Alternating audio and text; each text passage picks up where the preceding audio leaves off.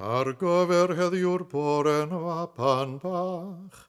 fapan bach, o ganwyd gwreiddyn Iese yn fapan bach. Y cadarnaeth o bosra, o deddfwr gynta'r Seina, o'r iawn fi ar galfarian fapan bach, yn fapan bach.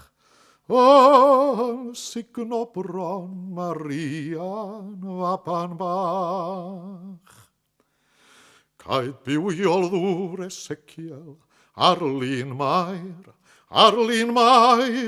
a gwir fesia Daniel ar lun Mair.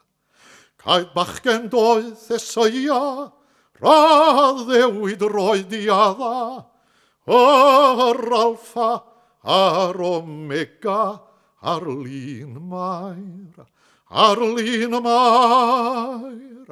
mewn cor y methlem Jiwda ar lun Mair.